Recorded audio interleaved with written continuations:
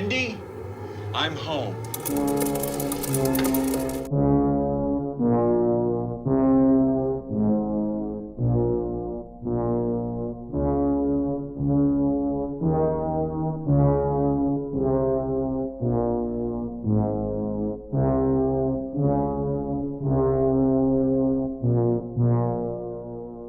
The Shining is one of the greatest films ever made.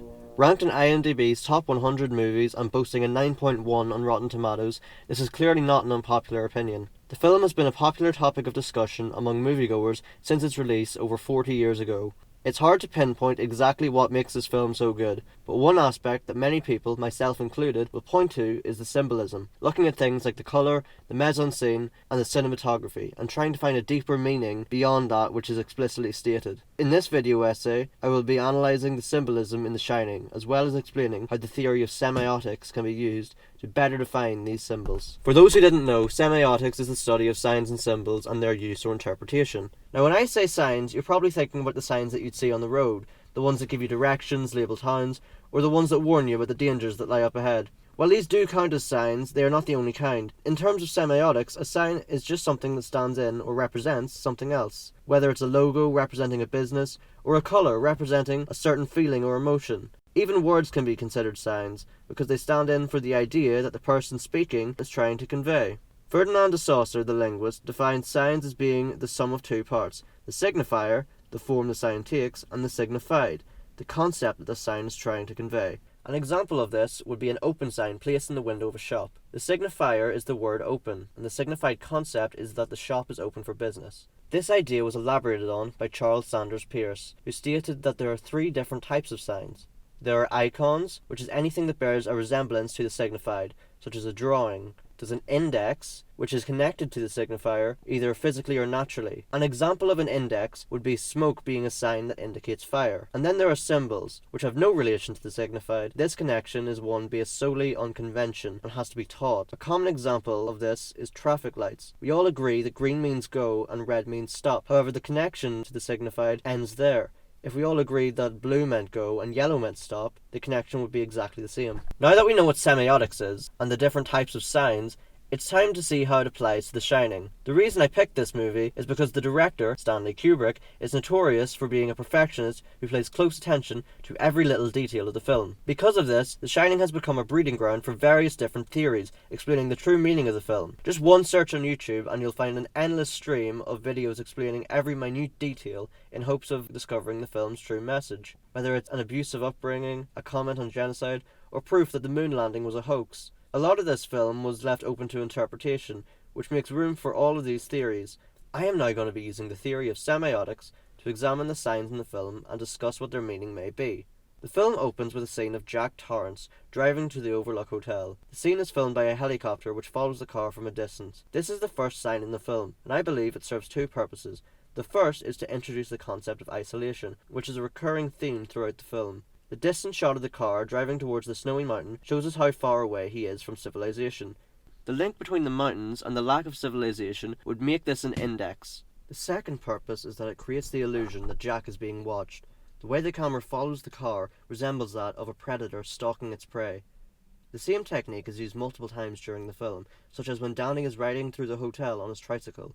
It gives the impression that they are being watched by some kind of evil force, which, coupled with the rest of the movie, is not too far-fetched. This is a symbol because the connection between the POV shot and the evil forces watching them only really works when paired with the rest of the film. Skipping ahead, we see Wendy and Danny are playing in the snow. This shot is quickly followed by one of Jack watching them from indoors, whilst he does the infamous Kubrick stare, which is when a character in one of Kubrick's films stares directly at the camera with their head tilted downward. This is one of the most unsettling shots in the entire film. It's never explained what exactly this means, however my take is that this is the hotel speaking to Jack. Later on in the film, we see Jack having various conversations with the many spirits which inhabit the hotel. I believe that this is what everyone around him can see when these conversations take place. Later in the film, Jack enters room 237, looking for the crazy woman who tried to kill Danny. However, when he enters the room, he sees a beautiful naked woman climbing out of the bath. Jack approaches the woman and kisses her. I believe that this scene represents the moment when Jack no longer cares about Wendy and Danny, because not only is he cheating on Wendy, but he is doing it with the woman who tried to strangle Danny. Not only does this scene show Jack's lack of care for his wife's feelings, it also shows his lack of care for his wife and son's well-being.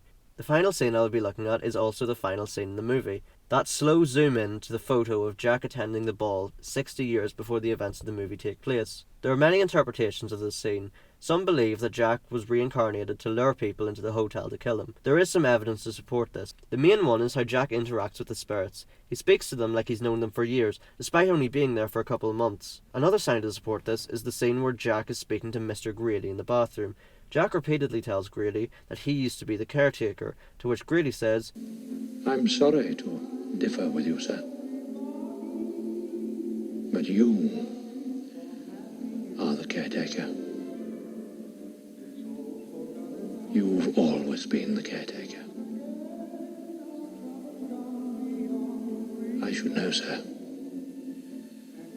I've always been here." Another interpretation is that after Jack dies at the end of the film, he is reincarnated as a ghost of the hotel. Because of this is being added to the photograph as a way to signify that he is now one with the Overlook. It's important to note that in the photo of the 4th of July ball, Jack can be seen posing with his right arm bent up and his palms spread out, and his left arm straight down by his side. This is identical to the way the devil is portrayed on tarot cards.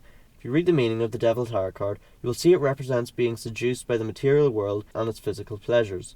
Also living in fear, domination and bondage, being caged by an overabundance of luxury.